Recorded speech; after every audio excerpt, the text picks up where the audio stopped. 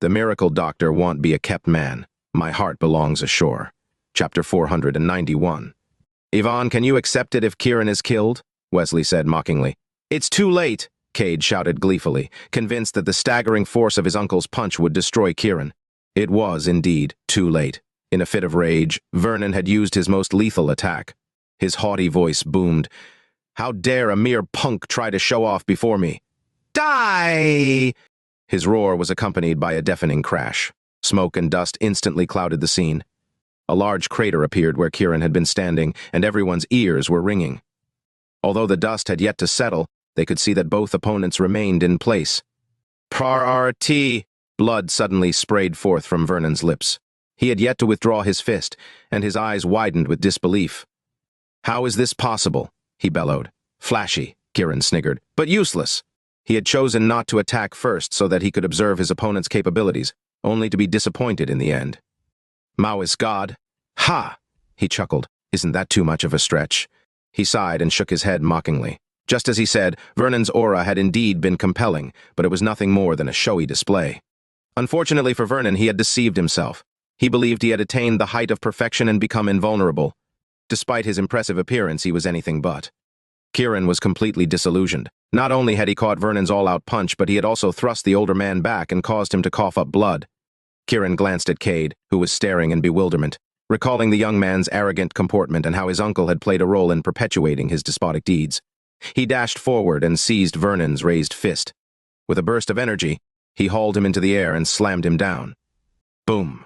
Vernon slammed into the earth with a thunderous crash, creating a gaping indentation. The layer of white light that had shielded him instantly shattered like ice into 1,000,000 dazzling shards. Thanks to it, he managed to escape being turned into pulp. But still, his insides churned as if his organs had been misplaced, and blood trickled out of his orifices. So what if I'm young? Kiran asked proudly, gazing down at him. Vernon turned pale and trembled with rage. He had devoted his whole life to perfecting his craft, only to realize that there was a yawning gap between him and Kiran. Before attacking, he had been certain that Kiran's fate was in his grasp. Now he finally knew what it was like to eat his own words. The guaranteed fatality of his ultimate move was just a joke to Kiran. In Maui, Vernon was able to prevail over black magic with hand-to-hand combat alone, so he was infuriated to have been defeated so humiliatingly. Rawr! He howled in anguish and indignation. I'm gonna kill! Whoosh! Kiran's fist struck his right shoulder. Snap! The crack of bones sounded. Are my fists not strong enough? Kiran taunted. Vernon inhaled sharply, his shout catching abruptly in his throat. Kiran York, how dare you hurt my uncle? Cade roared, then swiveled around to the others. Let's all attack together. All attack together. Wesley's eyes lit up gleefully. This was the chance to take out Kiran for good. We must work together to protect the chieftain. Kiran York, don't think you're invincible just because you killed James and incapacitated Vernon. Until you give us a good explanation, we won't let this matter go. Several members of the crowd went forward, glaring at him. Even though Kiran was resistant to black magic due to the love spell and a formidable fighter in his own right, they did not fear him. There was no shortage of great warriors in Maui's vast lands. No matter what reason Kiran had for insisting on meeting the chieftain, they were all obliged to protect the chieftain. So, you want to attack all at once, huh? Kiran cast a disparaging look over them. Kiran York, do you really think you're unbeatable now? Wesley added to fan the flames. If you're not convinced, bring it on, Kiran shot back scornfully. Get him, Cade shouted again as a dragon-headed staff appeared in his hand. Wesley's eyes blazed with a murderous fire. You've got some guts to challenge the whole Mawi tribe. We spared you courtesy for Yvonne's sake, but you responded by hurting our people and provoking us. Just because you've killed James and wounded Vernon doesn't make you invincible. He whirled around to face the others. We will not let our tribe be humiliated. We will not be humiliated. Cade was the first to cry out. We will not be humiliated, the others echoed him. You will not be humiliated. Scoffing, Kiran pointed at the corpse and injured man on the ground. Isn't that already humiliating enough? His calm tone was like adding fuel to the fire. Ha, insolent fool! You think having Yvonne on your side will guarantee your safety?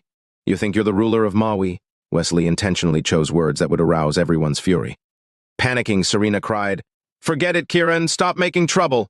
She was worried he would offend the Mawi tribe and become the target of their revenge. Maui's black magic was everywhere. Even if Kiran was strong, what about his friends? What about Snow? With Mawi's black magic, killing a person was as easy as crushing a grasshopper. "It's too late! He's pissed us off!" With a bellow, the dragon-headed staff in Cade's hand began to spin rapidly, and a white glowing sword appeared in its place.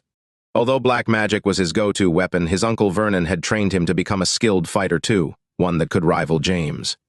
To further incite everyone's wrath, Wesley stepped forward and said, "Since you refuse to heed our warning, I'll grant your death wish." A multitude of poisons appeared in his hands, including the replicable bat poison Kiran had encountered in the cave. There were all kinds of strange poisons, the peculiarity of some even exceeding the boundaries of human imagination. Although Wesley knew Kiran was invulnerable to poison, the latter would be ensnared once he unleashed the replicable bat poison. At that time, the others could tear into him. It was a living, moving cage. Wesley was brimming with confidence. "Kiran York, I'll show you the power of Mawi's black magic." With a sweep of his arm, black bats surrounded his body like black clothes, creating a rather disgusting sight. Chapter 492. Being the chieftain's right-hand man, Wesley was on the path to becoming an expert in black magic and achieving great success.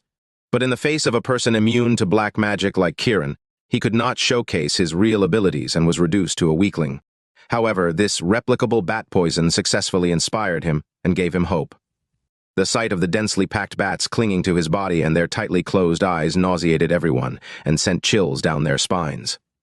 This time they were convinced that Kiran was done for. Not even Hercules could contend against two. No matter how powerful Kiran was, he would eventually collapse from exhaustion trying to overcome this replicable bat poison. Serena looked at him anxiously, her eyes fraught with worry. Yvonne only observed the scene before her in silence. "Ha ha ha." A dying Vernon laughed from his spot on the ground, coughing up blood as he did, but managed to say, "Kiran York, you're going to pay for your arrogance." Although he could not move a muscle, his face was twisted with delight. He might be incapacitated, but Kiran was about to confront the entire Mawi tribe. It was ridiculous. Such behavior was no different from suicide. Did he really think he could walk all over Mawi? The thought that the chieftain had yet to show up boosted Wesley's excitement. Serena pulled Aurora behind her and shielded her with her body. The common folk at the scene began to withdraw from Clearwater Cave, knowing full well that they would be caught in the crossfire if they stayed. The impending battle was bound to be an intense one, destructive even. "Kiran York, your death has come!" Spurred on by Wesley's war cry, his bats instantly swarmed toward Kiran in a cacophony of hair-raising shrieks. Cade brandished his sword, ready to attack. As for the others, they summoned black magic and prepared to rush Kiran as well. The tranquil atmosphere in Clearwater Cave suddenly erupted as if the entire village was on fire. Instead of humans, numerous houses collapsed. The bats' screeches had driven the people and animals hiding in the village mad, and they had knocked down the houses and walls in a fit of frenzy. Wesley's move immediately sowed terror of Mawi's black magic in the hearts of those present. His eyes gleamed with joy as his bat army swept toward Kiran like an angry hive of bees. Seizing his opportunity, Cade jumped up like a dragon rising out of the sea. His sword sliced the air with enough force to fell 1,000 armies and split the mountains. The Mawi people were ecstatic to see that the Sharp family's combat power was as incredible as ever. Even though Vernon was paralyzed, his young and promising nephew was able to step in. No ordinary people could possess this level of combat power. Coupled with Wesley's replicable bat poison, it made the perfect strike. Nevertheless, Kiran seemed oblivious to the attacks closing in on him. He stood tall and proud in place without attempting to dodge. He lifted his right hand and, with a silver needle in his left, pricked all his finger pads. Then he waved his palm and sent a shower of blood raining down on the bats like falling stars. As if they were consumed by fire, the bats dropped to the ground and faded into ashes. Kiran knew that bats were afraid of the devil flower's poison, since the love spell in his body was created from the zombie parasite living on the flower. He could use his blood to fight against this replicable bat poison. Unfortunately for Wesley, he did not know that the bat poison he had high hopes for would be eliminated in this way. As the bats disappeared, Cade's sword arrived in front of Kiran. Kiran parted his index and middle fingers, pinched the sword deftly, and exerted a slight force. With a crack, the sword broke into two. "What?" Cade exclaimed. His body was still lurching toward Kiran due to inertia. His sword may not have been strong enough, but with the combination of his internal force and black magic, he believed he could still dispatch Kiran. With this idea firmly in his mind, he roared, "You've got some nerve, not dodging at all like that. You're simply asking to be killed." His strikes grew faster and more aggressive without pausing for a second. A layer of energy gradually formed around his body. It was not as strong as Vernon's, but it could hardly be considered weak. A rumble echoed throughout the place like thunder, and the surrounding houses began to collapse under the momentum of Cade's attacks as if they had been blown apart by explosives. The ground beneath everyone's feet shook violently. Some even lost their balance and fell. "Just attack him all at once!" Worried that his nephew would be in danger, Vernon shouted a warning. "No need," Cade replied conceitedly as the intensity of his onslaughts escalated. Vernon was beside himself with trepidation. "Don't be careless, you!" Before he could finish, Cade's body sailed backward through the air like a cannonball. Instead of sending Kiran flying as he had imagined, Cade was sent flying instead. What he found most unbelievable was the sensation of his fist landing on Kiran. It was as if he had punched something harder than an iron plate like a diamond, and his bones felt like they had been broken. A torrent of agonizing pain engulfed him, making him feel like his body was about to fall apart. Never had he imagined that, even with the combination of black magic and hand-to-hand combat, he and Wesley had failed all the same. His body seemed to be falling apart like a mountain crumbling under the force of an earthquake. His shock and incredulousness were visible in his eyes. The other tribespeople had also closed in on Kiran with all sorts of black magic creatures in tow. There was even a serpent 3 to 4 meters long, flicking out its tongue and exhaling puffs of black air at him. However, Cade knew that all of this was in vain because Kiran was truly invulnerable to black magic. More importantly, his martial power was just too overwhelming. Wham!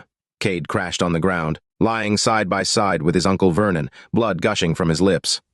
Wesley was rooted to the spot in mortification. His sarcastic smile had frozen on his face. Both his sneak and direct attacks had failed. If his opponent had been anyone else, those replicable bats would have killed them. The other black magic creatures could have helped to provide an opening too, especially the serpent, which had grown up feeding on highly poisonous things every day. However, not only was Kiran unscathed, but all his bats were dead, and the other creatures did not dare attack him either. The most embarrassing thing was the sight of Cade and Vernon lying next to each other. Both uncle and nephew were incapacitated and in excruciating pain. Kiran seemed oblivious to all this as he turned to Wesley. "I want to see the chieftain. Anyone who stands in my way dies." Chapter 493. Anyone who stands in my way dies. Kiran's voice was unlike Cade's roar and Vernon's sneer, but it filled everyone with soul-stealing terror and dread.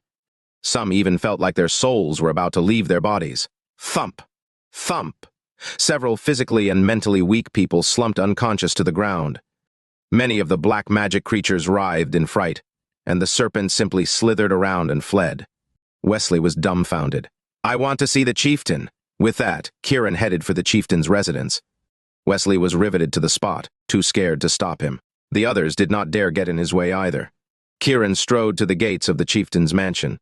His pace was leisurely, and his steps were light and composed. He was like a model on the catwalk, walking calmly and ignoring everyone else. Just like that, he approached the gates, so close to pushing them open and entering. Woo! There was the sound of slicing through the air, and countless leaves flew towards Kiran's back, sharp as bullets. The leaves fell like a shower of bullets, piercing through every stone and wall in their path.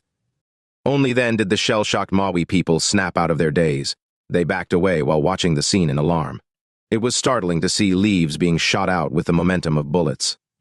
Wesley's eyes lit up, and he shouted toward the source of the attack, "Augustus, you're just in time! Augustus!" All heads whipped around as the joy of seeing a savior. A man dressed in white streaked through the air as if he had descended from the sky. Seeing him, many people were instantly relieved and dropped to their knees with a thud. "Wesley! Augustus!" they cried joyfully as if they were celebrating the new year. Serena blanched. "Kiran, that's Augustus Torres, one of the chieftain's 2 bodyguards." Maxwell's face turned pale as well. Among their generation, Augustus reigned supreme. Compared to him, Vernon was a small fry. Even Wesley himself, who was known as Mawi's black magic genius, was nobody compared to him. Augustus Torres was the Mawi tribe's true chosen one. Augustus, the majestic, the magnificent, the venerable. However, this man was arrogant by nature and indifferent to everything. Therefore, they rarely had an opportunity to see him. As time went by, Wesley came to be regarded as the chieftain's only bodyguard, and Augustus' existence was forgotten. After witnessing Kiran wound 3 people and kill James, the helpless tribespeople were about to surrender to him. However, Augustus's arrival could turn the tide. Even as the people retreated, calmness and a deep sense of security settled over their hearts. Not only was Augustus a master hand-to-hand combatant, but he was also proficient in the art of voodoo. Besides black magic, the Mawi tribe also practiced voodoo. It was an ancient and mysterious art that Mawi had inherited from prehistoric times to the present. The tribe had been continuously striving to promote and enhance its capabilities. Most of the tribe members did not practice it, but Augustus did. Now, with his remarkable prowess in martial arts and voodoo, everyone finally recovered a sense of security and hope. They stepped back and planted their feet firmly on the ground, then gazed at Augustus. He stood before Kiran, his white clothes fluttering, looking like a god who had descended from the heavens. His ageless face showed no sign of wrath, but it carried a hint of authority. "Augustus!" Wesley shouted and wiped his eyes in a show of distress. "Mr. Torres!" the others chorused, their eyes shining with deference. Augustus merely responded with a slight nod. He shifted his gaze to Kiran. "Who are you? Why are you starting a massacre in Mawi?" "There's a love spell binding him to Saintess Yvonne," Wesley quickly explained. Augustus ignored him and kept his overbearing attention on Kiran, waiting for him to answer. Kiran met his gaze and said nonchalantly, "You have the name of a king, but..." "But what?" Augustus demanded. "You're just a clown," Kiran spat coldly. "Punk! How dare you insult Augustus?" Wesley growled, though his eyes flashed with glee. Kiran pointed at the three people sprawled on the ground, his stare fixed on Augustus. "I took out all of them. You're not as simple as you seem." Augustus's eyes glinted dangerously. "They were as stupid as you," Kiran snickered. "Stupid?" Anger crept into Augustus's eyes, but he managed to control it. Kiran nodded. Wesley goaded them into doing stupid things, which led to their downfall. "Augustus, don't listen to his nonsense," Wesley hastily defended himself, fearing that the other bodyguard would believe him. Augustus ignored him and regarded Kiran intently. "They were not doing stupid things. So they were digging their own graves then," Kiran retorted. "They were protecting the Mawi tribe's dignity." Augustus's face remained neutral. "It was a glorious defeat." "Glorious defeat," Kiran scoffed but said nothing else as he stared back at the other man. "Do you have anything to say?" "You're no match for me, you may leave." Kiran waved his hand dismissively. "Augustus, this youngster's too conceited and cruel," Wesley protested. Augustus narrowed his eyes at Kiran. "Let's settle this." The next instant, he leaped into the air silently and descended upon Kiran with the lightness of a feather. However, the surrounding air pressure began to decline sharply, and the spectators started tearing up from the suffocation. Yvonne, who had been apathetic until this moment, widened her eyes. "Augustus, stay out of this!" Augustus halted, but the grandness of his aura did not diminish in the least. He looked at Yvonne. "You betrayed Mawi. You have no right to speak." "Neither you nor anyone else gets to decide whether I betrayed Mawi or not," Yvonne insisted, her face pallid. "Then, who gets to decide?" Augustus demanded frostily. "Me," Kiran declared proudly. "You... Augustus, do you see what a cocky bastard he is?" Wesley fanned the flames eagerly. "I have good reason to be cocky. Still not convinced?" Kiran replied domineeringly. Augustus cast Yvonne a wordless look as if to say, "Do you understand the current situation?" "Augustus, if you attack Kiran, you're as senseless as all these people. I advise you to think twice," Yvonne warned. "In that case, the sensible can go to hell." With that, Augustus raised his hand and brought it down on her. Chapter 494. "Fosh!" Kiran teleported and appeared in front of Yvonne. "You have no right to touch my woman." Bam! A deafening sound rang out as Augustus' fist collided with Kiran's. The former backed away, while the latter remained in place. Yvonne was right behind Kiran. There was no path for him to retreat. Of course, he did not need to at all. Augustus stared at him in surprise, for he had not expected him to be so aggressive. He arched an eyebrow. "Not bad." Kiran jabbed a finger at James, Vernon, and Cade on the ground. "See for yourself." "Augustus, be careful," Wesley reminded anxiously. "You're not much stronger than Vernon, so take my advice and leave," said Kiran coolly. All he had needed was one move to test the extent of Augustus' capabilities. Moreover, he perceived that Augustus, despite his lofty demeanor, was a man of upright character, which was why he tried to persuade him to give up. "How dare you insult Augustus?" Wesley roared furiously. "Ha ha!" A condescending smile appeared on Augustus's face as his burning gaze bore into Kiran. "Young man, you're the first person to speak like that to me." "Then you should be honored," said Kiran flatly. "Honor me, then?" Competitive spirit roused, Augustus threw his right fist at him again. This time, he summoned all the strength within him. His fist instantly grew countless times in size, and what looked like a dragon's head appeared on it. A blanket of golden light enveloped him. Augustus is so powerful. Is that the dragon energy shield? He's way more powerful than Vernon, the onlookers cried out hopefully. Kiran, be careful, Serena warned apprehensively. Augustus, you tamed a dragon into a black magic creature? Maxwell murmured in astonishment. Tamed a dragon? The crowd erupted in exclamations of shock. There were all kinds of strange beasts on Mawi's mountains. The dragon was essentially a snake that had transformed after years of cultivation. For a long time it had been feared for its mightiness. Many who had encountered its kind had ended up dead, so it was rarely spotted. By capturing and taming a dragon into a black magic creature, Augustus had multiplied his power tremendously. He glided through the air and shot out leaves like a rain of bullets. At this point, he was basically a god. No wonder he was so powerful. After being terrorized by Kiran for so long, the tribespeople finally saw a ray of light peeking through the dark clouds. Augustus, avenge me! Eyes shining, Vernon shouted expectantly.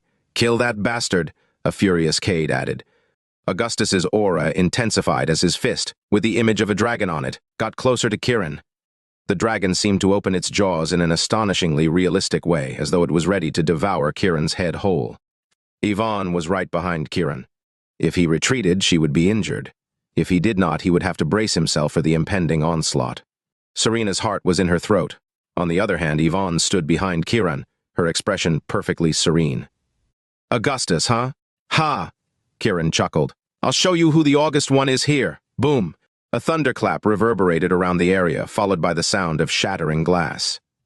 The dragon, which had materialized from his punch, exploded into a bazillion fragments.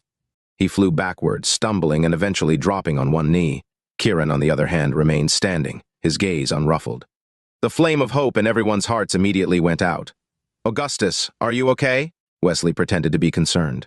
Augustus did not speak, but snapped his head up to glare at Kiran fiercely. While he had failed to kill Kiran, his biggest failure was letting the latter show mercy to him. Otherwise, one of his arms would have been impaired. It was an act of leniency as well as humiliation. Augustus was enraged. Suddenly, he prostrated before Kiran and then pulled out a snake-like wooden figurine from his pocket. Blood flowed from the figurine's eyes. Looking into its eyes, Kiran shuddered as if a venomous snake had bitten him. Augustus rose to his feet and bellowed, "Myriad snake array!" Everyone saw countless deadly snakes emerging from underground, causing the surface of the earth to cave in. All Kiran could see was a swarm of snakes surrounding him. For a moment, he was dazed by the power of the myriad snake array. I can't believe Augustus managed to fuse the myriad snake array and divination armor together. With this incredible feat, he could potentially shake the world. Maxwell blurted out in awe. Ha ha ha, Vernon cackled from his spot on the ground. Kiran York, your death has come. Kill him, Augustus. Wesley hollered with renewed hope. Whoosh! Whoosh! Without warning, a slew of rocks and trees whizzed toward Kiran like cannonballs. However, as if the snakes had entangled him, Kiran was unable to move or dodge. He stood there, waiting for his death, while shielding Yvonne behind him. Boom! Some nearby houses collapsed, as well as the gates and walls of the chieftain's courtyard. Thunderous sounds and clouds of dust permeated the air. This time, a deep, bottomless pit really appeared in the ground. As mud sprayed everywhere, Kiran and Yvonne vanished from everyone's sight. For a puny fly, provoking the Mawi people is no different from suicide. Augustus straightened up proudly once more, gripping the snake-shaped wooden figurine in his hand. Bright red blood dripped from the figurine's eyes like tears, adding a gloominess to the already smothering atmosphere. Wesley ran up to him in excitement, beaming triumphantly. As expected of the great Augustus, with you around, Mawi will always be the August one. The August one? Recalling Kiran's declaration, everyone immediately chortled scornfully. Didn't Kiran say he'd show us who the August one was? Where is he now? He's probably buried himself underground because he's too ashamed to show his face. The Mawi people roared with laughter. Serena and Maxwell could only stare at the pit in stunned and horrified silence, wondering whether Kiran and Yvonne were alive or dead. The union of the myriad snake array and divination armor was powerful enough to defy the heavens. Even the earth could not withstand a heaven-shattering attack, let alone humans. Was Kiran really dead? Chapter. The pit was so deep it seemed bottomless, and inside there was nothing but silence. Serena and Maxwell's shock only delighted the others. This time, they were certain that Kiran was dead for good. Incredible. This is the power of a god, not a human. The Mawi Tribe has given birth to a god. The horde flocked to Augustus to pay homage to him. The faith they had placed in Vernon just now had been shattered, leaving them worried about the future and safety of Mawi. However, Augustus gave them the reassurance that with him around, they could stand proud. Some people even had tears in their eyes and were ready to kneel down to worship their hero. A mix of emotions flickered in Wesley's eyes before they finally settled into a joyful smile. Although Vernon knew he was already disabled or even on the verge of death, he was still elated. We, the people of Mawi, are truly the honored ones. Gritting his teeth, Cade shouted with all his strength, "Kiran York is dead. He's finally dead. Ha ha ha." Everyone's hearts were finally at peace again. Remembering Kiran's arrogant attitude, they fully believed that he deserved to die.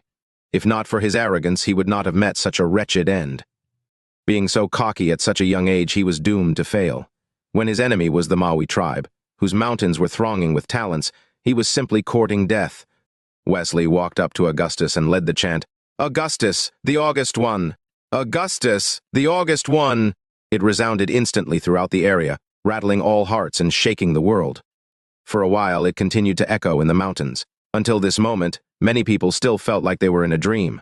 Their clothes were drenched in sweat from agitation that had yet to fade. What had happened just now was undoubtedly a display of divine, earth-shattering power. Serena and Maxwell were filled with sorrow and despair. "Kiran!" Finally snapping out of her daze, a sobbing Serena dashed over to the pit. Her sobs only gratified Wesley even more. "How dare a mere fledgling behave so insolently in front of our tribe? That's basically begging to be killed," Vernon added with a cough. "A person like that deserves worse than death," said Cade as blood flowed from the corner of his mouth. "He deserves worse than death," the others roared in unison. "Who deserves worse than death?" Out of nowhere, a cold voice boomed, stunning the clamoring crowd. "Are you talking about me or Yvonne?" The voice spoke again. It was Kiran's voice.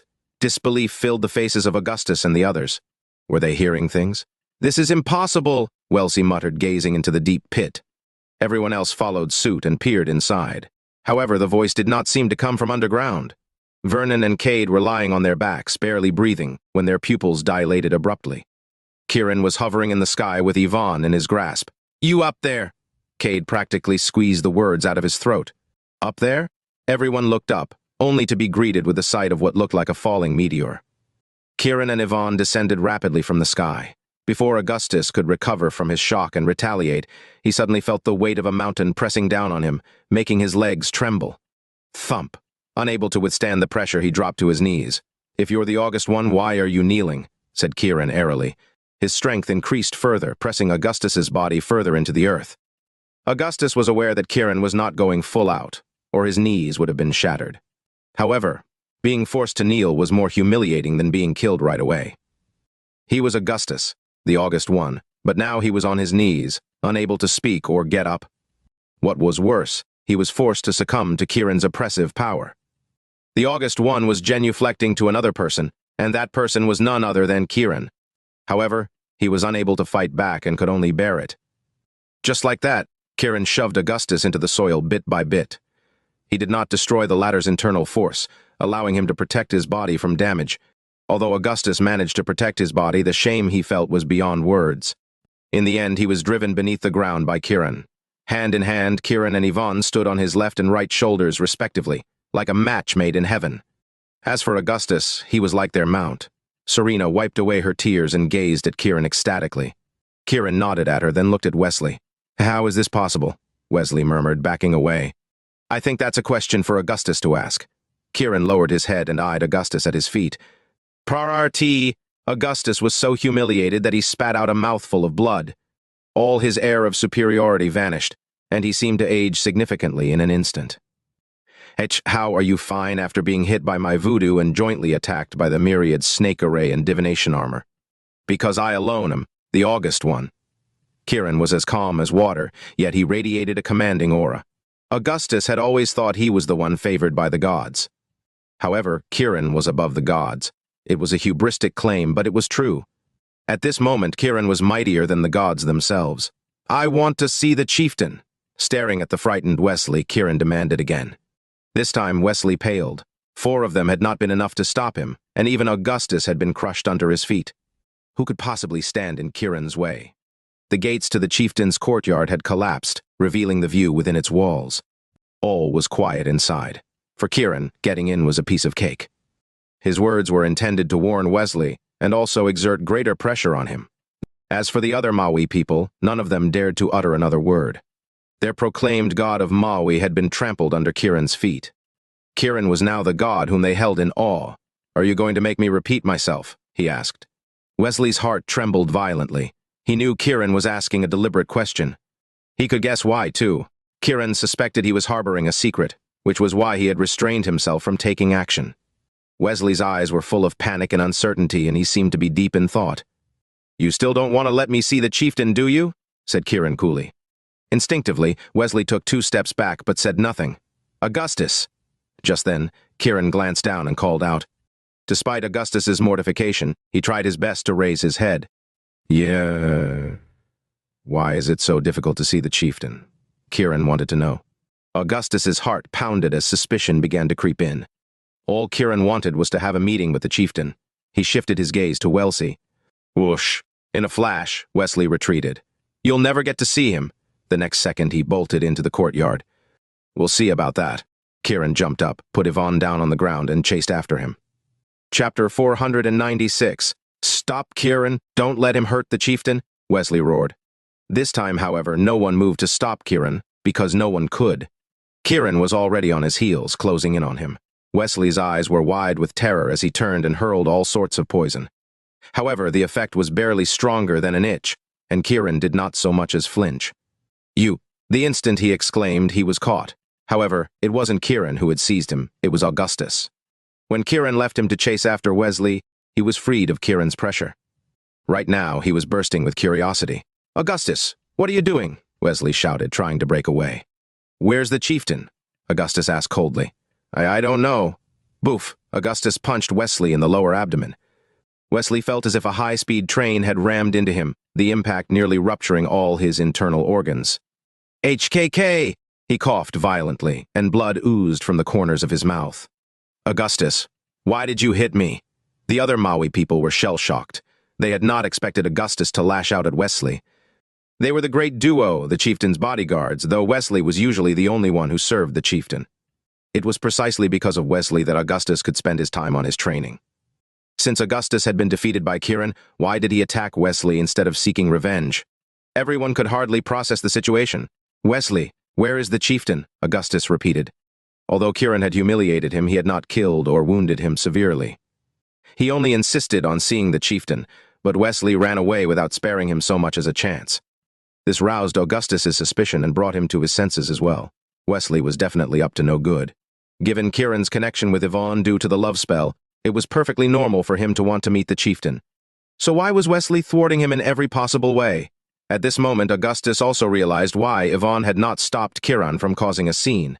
She had noticed there was something fishy going on and decided to use coercion to find out what had happened to the chieftain. He was one of the chieftain's bodyguards, and even though he was rarely sighted, he had always protected him from the shadows. However, after returning from his recent expedition, he noticed that Wesley was acting strangely, which piqued his wariness. "Augustus, have you betrayed the chieftain and the Mawi tribe?"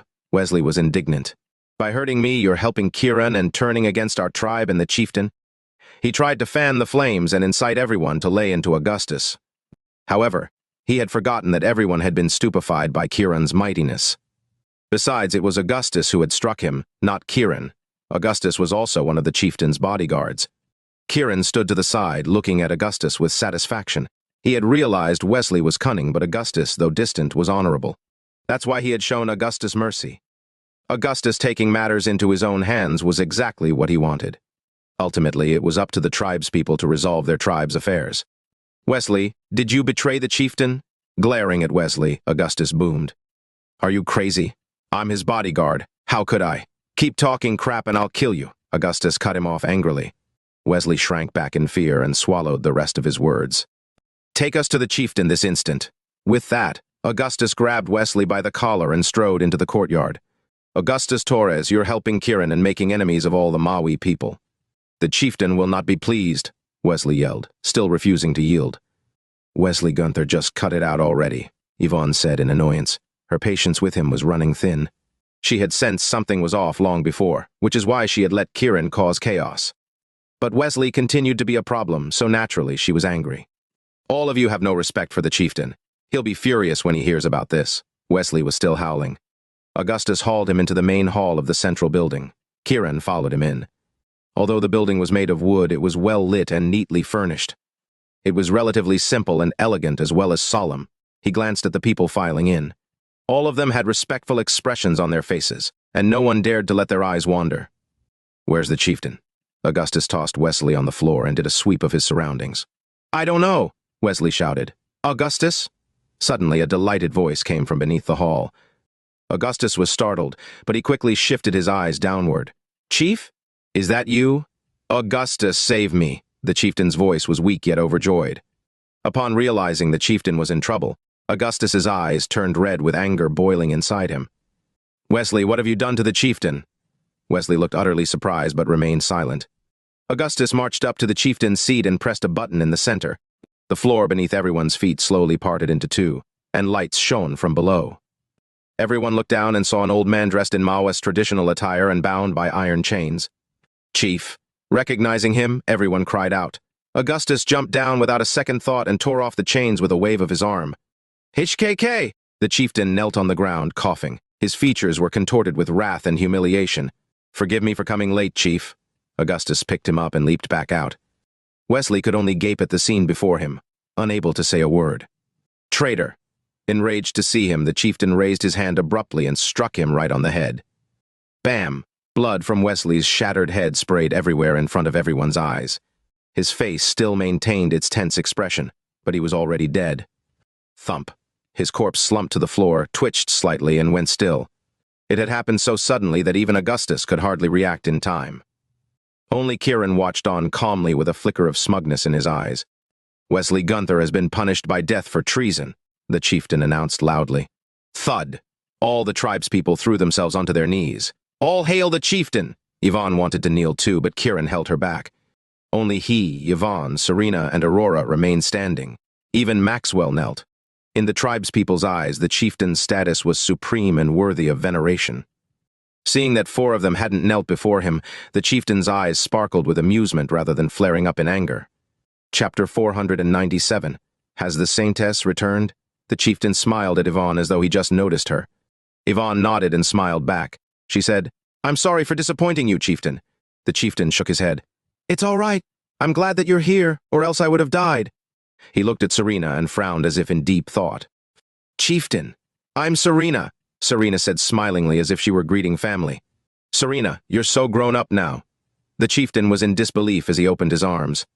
When Serena happily tried to rush over to the chieftain, Kiran pulled her into his arms. No one saw it coming, and all eyes were on Kiran. The chieftain looked at Kiran with a kind smile. "Are you Serena's boyfriend?" Serena blushed, wanting to explain. However, Kiran simply smiled and hugged Yvonne too. He looked at the chieftain proudly without answering him. The chieftain and everyone else were stunned. Even Yvonne was looking at Kiran questioningly, wondering why he was hugging both of them. Asked Serena. "Serena, how old are you this year?" Instead of answering the chieftain's question, Kiran. Serena paused for a moment before saying, "I'm 23. Kiran nodded and turned to Yvonne. "How old are you?" Yvonne frowned and said, "I'm 23 too." Everyone was curious as to why Kiran was questioning them about their age. Then Kiran looked at the chieftain and said, "They're both 23. The chieftain's expression remained the same. He simply smiled and said, "They're both still so young. They're in their prime years." "Chieftain, you don't have to act like you don't know what I'm about to ask," Kiran said to the chieftain. "What is it that you want to ask?" the chieftain asked, looking as if he really had no idea. "Serena's master, Fiona, died 20 years ago after saving the York family. Serena was only 3 years old at the time, correct?" The chieftain nodded. "Yes. After burying Fiona, the next Mawi saintess had to be chosen. At that time, did you really ask a 3-year-old for her opinion?" Serena quickly looked at Kiran. She remembered telling him that she last came to Mawi was when her master died. Kiran did not say anything at the time, so why was he bringing it up now? To be frank, her memory of it was pretty blurry too. She only knew about it after people told her. "What are you trying to say?" The chieftain still looked as kind-hearted as ever. She didn't know jack shit at the time. How could she know what a saintess is? Then he turned to Yvonne. She was kidnapped at birth and brought to Mawi to become the successor to the Mawi Saintess, right? The smile on the chieftain's face faltered slightly, but he quickly returned to normal and joked, "Are you investigating right now? Are you not going to admit it yourself, chieftain?" Kiran stared at the chieftain, seemingly impatient. "I really don't know what you're talking about." The chieftain looked at his kneeling people and said, "Everyone, get up."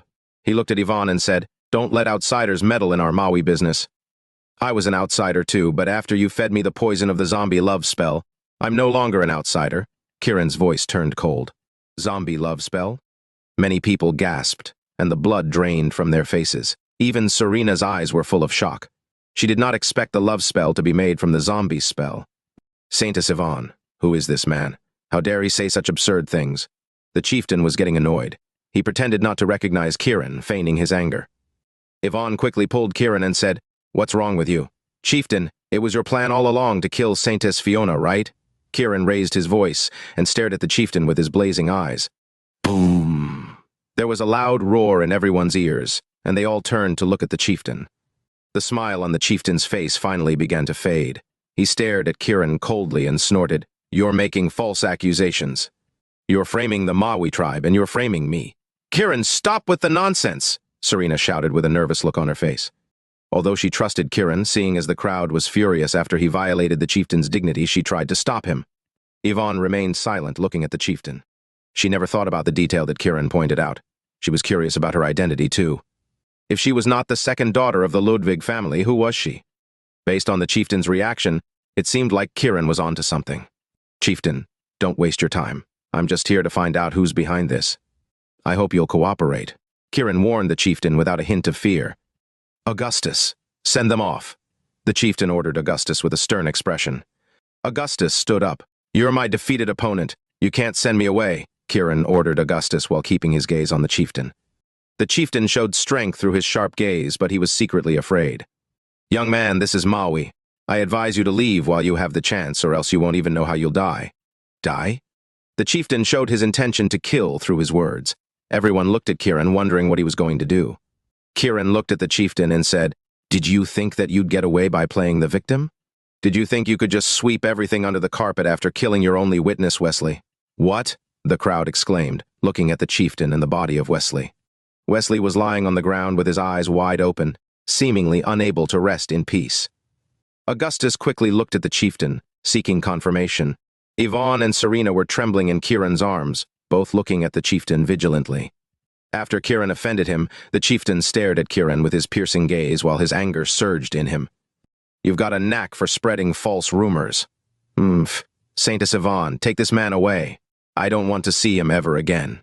Yvonne quickly looked at Kiran, wanting to know the reason behind this. "Ha!" Kiran chuckled. "I can leave, but first you have to tell me how to lift the love spell." "I don't know," the chieftain outright refused. "Then tell me who you conspired with to kill Fiona and harm me," Kiran asked. "I don't know," the chieftain refused once again. "Then just tell me what Wesley was plotting," Kiran continued. "I don't know," the chieftain refused impatiently. "Let's have a new chieftain then." Kiran raised his voice domineeringly. "The affairs of Mawi will never be your business." The chieftain was furious. He turned to the others and said, "Kill him together." Everyone suddenly lifted their heads at first, but they soon lowered their heads, even Augustus. Kiran was too powerful. None of them dared fight him. Ha ha ha. The chieftain suddenly threw his head back and laughed. Chapter 498. Kiran, I admit that I underestimated you. I should have known that you were not just an ordinary man. I didn't think that beyond your physical prowess you would have such extraordinary intellect as well. If you really ended up with Yvonne, I'm afraid that you would become even more formidable. The chieftain laughed and started making frivolous remarks about Kiran as if he were judging him. "Chieftain?" Augustus exclaimed while looking at the chieftain in confusion. The chieftain remained as calm as ever while he stared at Kiran with disdain. "I refuse to tell you what you wish to know because what's coming is inevitable for you." He looked at Augustus and the others like a king looking at his men. With an imposing tone, he said, "The time has come for you to choose between Mawi and the outlier." As soon as he said that, his hand exerted a force. With a click, the metal chain on his hands fell to the ground instantly. The chieftain's demeanor suddenly shifted, emanating a pervasive sense of long-standing dominance that seemed to command the entire place. His aura surpassed even that of Augustus. He no longer looked like the framed victim. Everyone looked at Wesley's body, realizing that the reason he died with his eyes open was because he knew that the chieftain was lying. Kiran's prediction shocked everyone once again. Kiran raised his eyebrows. He had just fought the so-called masters of Mawi, but he was still slightly taken aback by the chieftain's imposing aura. Vernon and the others were somewhat skilled in martial arts, and Augustus was quite advanced too, but the chieftain was beyond mastery, completely in a league of his own. Kiran, since you wish to feed yourself with such nonsense, I don't have any other choice. The chieftain stared at Kiran with a lethal gaze, revealing his determination to kill him. Kiran, what's going on? At a loss, Serena asked Kiran nervously. Kiran, if you leave now, I'll spare your life and let Saintess Yvonne leave with you. It would be as if the Saintess never existed. The chieftain generously offered Kiran, acting as if he were a kind savior. What if I refuse? Kiran sneered. Then you'll never get your answers, the chieftain sneered back. Never get the answers? If you give me the answers to all my questions, I'll let you die an easy death. Ha! The chieftain did not expect Kiran to threaten him in return. He scoffed. You seem to have it the other way around. I'm the one deciding whether you get to live or die. Do you think you have that power? Kiran suddenly stepped forward. What do you think? The chieftain also stepped forward to attack. With a whoosh, a hurricane blew inside the house, shattering everything in it. Boom! There was a violent explosion in the air as Kiran and the chieftain collided. Do you believe that your fate is in my hands now? The chieftain declared.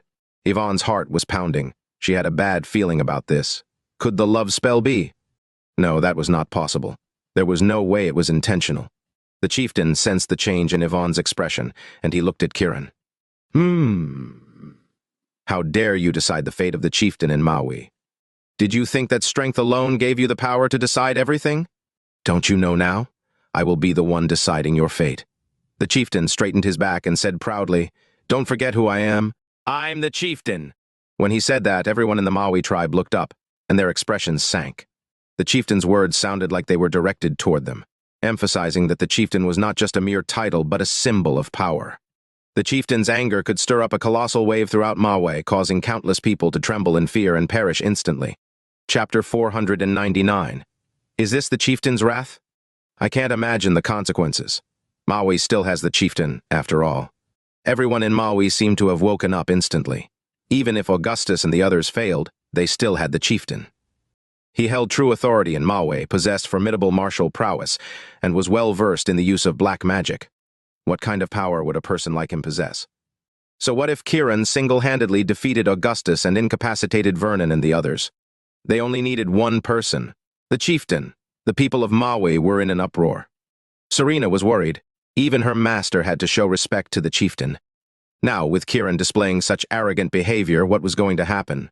She was afraid that Kiran would be impulsive and overly aggressive again. She did not want the man she loved to die here. Even if she could not be with him, she did not want Snow to be widowed.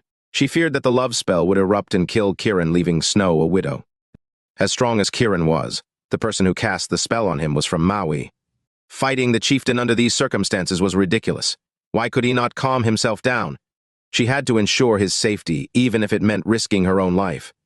Kiran may be able to harm others in a fit of rage, but challenging the chieftain was out of the question. Kiran was incomparable to the chieftain. She loved Kiran, and she cared about him. Serena quickly went up to stop Kiran and begged, Stop this right now. Think about Snow. Tears were rolling down her beautiful face. Her soft and delicate body stood firm on her decision. Kiran's status and power did not matter because in Mawi he would always be inferior to the chieftain. The chieftain exuded a dominance that could easily overwhelm Kiran.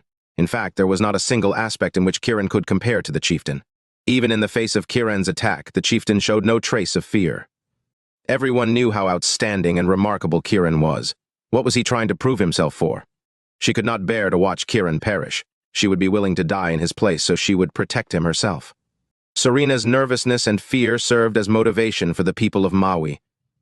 After seeing the gap in their power, their fear of Kiran disappeared, and they began looking down on him. Only Augustus's eyes showed hesitation. He respected Kiran's martial arts, but he respected the chieftain even more. He found himself in a difficult position, being caught in the middle. Serena! Don't you trust me? Kiran was not angry. He gently stroked her hair and spoke calmly. Trust. Kiran's words may seem comforting, but they only made Serena even more anxious and annoyed. Could he put his ego aside for once? If there was one person in Mawi who knew about the love spell, it was the chieftain. In her opinion, The chieftain cast the love spell. The fact that Kiran said such things meant that he was trying to get himself killed. With Kiran's status and strength, even if he had the right to say those things in front of the chieftain, he still had to think about the love spell. She was overwhelmed by her worries because of Kiran's stubbornness. She should have brought snow here. That was the only way she could ever change his mind. If Serena could not do it, neither could Yvonne. Kiran seemed unafraid of anyone. Back then, Kiran had the right to behave this way. He had destroyed Wolfgate and Panthergate after all. However, he was overestimating himself by being so arrogant in front of the chieftain. Serena was trembling all over while her tears kept falling. She could not be more worried. "Ha ha." The chieftain laughed. "I understand that you ignorant people aren't afraid of anything." Chapter 500. Serena still wanted to stop him. Her body was already starting to levitate. "Silly girl, don't forget you have to trust the man you love," Kiran said nonchalantly and with a calm expression. Serena flew aside with a helpless, frustrated gaze. Was he insane? Why was he still saying such things? Was he trying to make a fool out of himself? The people of Mawi had a newfound hope, waiting for the chieftain to take him down. "Ignorant? Ha, you mean you?" Kiran chucked. Slap. Kiran suddenly slapped the chieftain in the face without any warning. "Who are you to decide my fate? Who are you to make me afraid? Who are you to make me surrender?" Slap. Another slap landed on the chieftain's face. Stupefied, the chieftain stood there with a red and swollen face. Blood flowed from the corners of his mouth. He did not expect Kiran to hit anyone, least of all himself. When he saw how scared Serena was, he thought Kiran would give in and beg him for mercy since he was the one who controlled the love spell. Thus, he let his guard down. Never in his wildest dreams did he expect Kiran to suddenly slap him, leaving him dumbfounded. The newly ignited hope of the Mawi tribe was immediately extinguished, making them afraid again. The chieftain was livid. "Kiran, you're going to die!" He clenched his fists and swung them toward Kiran. His attack was simple and brutal. A fine golden gleam gathered together like two sharp swords thrusting forward, instantly causing the entire air to resonate with sound. The chieftain could not bear the humiliation of the two slaps. He wanted to kill Kiran and get his revenge right away. Serena was unable to stop him now. She simply closed her eyes and prayed for Kiran. Yvonne was indifferent toward the situation. In her opinion, the chieftain was already on his way to meet Satan for wanting to kill Kiran. Although the love spell was powerful and the chieftain had control over it, the love spell in Kiran's body was already restrained by the fatal poison, making it uncontrollable. Threatening Kiran like this would only aggravate him even more. "You're the one who's dying today," Kiran sneered. "Go to hell." The chieftain got even more angry when he heard Kiran's reply. "Ha!" All Kiran did was laugh. He lifted his hands, and with a loud bang, their fists collided like two metal plates crashing together. The two of them stood in place as their strengths seemed to be evenly matched. The chieftain was momentarily stunned. He put a brave face on and said, "Kiran, you may be strong, but don't forget the love spell in your body. Your life is in my hands. I can easily kill you whenever I want. You don't have what it takes to kill me. Only I can kill you. Ha ha." The chieftain laughed wildly after his declaration. The Mawi tribe came to a sudden realization after his words. He was right. How could they forget about the love spell? Once the chieftain had control over the love spell, Kiran was nothing to him. Many of them looked hopeful as they cheered for the chieftain with their regained confidence. The chieftain's gaze once again exuded a formidable aura as he stared at Kiran. "Oh, really? Let me show you what it means to be fearless," Kiran sneered. Kiran stepped forward and clenched his fist, swinging it at the chieftain's head. The chieftain scoffed and dodged it without fighting back. Instead, he started muttering something while waving his hands at Kiran. Kiran paused in his attack. He felt as though he was being surrounded by a multitude of bodies, as numerous phantoms started appearing before his eyes. "Ah!" Yvonne, who was standing aside, screamed all of a sudden. She held her head and fell to the ground. All the blood drained from Serena's face. Her worries had come true. The chieftain was beginning to control the love spell. She anxiously looked at Kiran, but, other than a pale face and trembling body, he looked fine. Serena was in shock. Her eyes switched back and forth between Yvonne and Kiran, wanting to know what on earth was going on. "Let's see how long you can last." The chieftain thought that Kiran was just enduring it and that he would surrender after a while. Bam, bam, bam! Kiran swung his hands as if to knock away the phantoms of the dead bodies in his mind and make them disappear. The people of Mawi did not expect Kiran to suddenly take action and kill them so effortlessly. Serena looked at the exploding corpses. Instead of feeling relieved, she was even more frightened, thinking that Kiran had gone mad from the torture of the love spell. Yvonne was already rolling on the ground with blood dripping from the corners of her mouth and her nose. The chieftain picked up speed, reciting the words faster like an incantation. Serena's worst fear had come true. The chieftain was controlling the love spell. At the chieftain's most frenzied moment, Kiran suddenly lifted his head and said sternly, "You're going to die." All of a sudden, with a lift of his hand, several more people from the Mawi tribe were brutally killed. "If you continue, I'll kill everyone in Mawi." Kiran's intimidating words echoed throughout the entire place. Huh? The remaining people of the Mawi tribe were petrified. "Chieftain, don't!" Augustus shouted in disappointment after witnessing Kiran's strength. The chieftain's Vernon slowed down as shock appeared on his face. He thought he was controlling Kiran, but now he realized that that was not the case. Kiran was still very much conscious. What was happening? "Your love spell can't hurt me at all. By doing this, you're only digging your own grave." Kiran spoke frankly. The chieftain and the others were getting uneasy. Their faces turned pale. The bargaining chip he thought he had was not what it seemed. The love spell did not harm Kiran at all. It may be able to hurt Yvonne, but not Kiran. On the contrary, Kiran became even more ruthless. "Do you still want to try?" Kiran shouted. How could this be happening? Feeling like he was in a dream, the chieftain looked at Kiran and asked. "Do you want to know?" Kiran sneered. The chieftain and the others nodded. Kiran walked over to carry Yvonne. Her face was as white as a sheet, and her white jacket was covered in various colors, the most prominent being the color of blood. The remaining Mawi people gaped at him. From then on, no one dared look down upon Kiran. That one man was as strong as an army of thousands. That one man could crush everything. I'm fine," Yvonne said with sorrowful eyes. The sight of her was heartbreaking. Kiran hugged her tightly and stared at the chieftain. "Tell me about the love spell." Kiran, the chieftain, and everyone else wanted to know the same thing.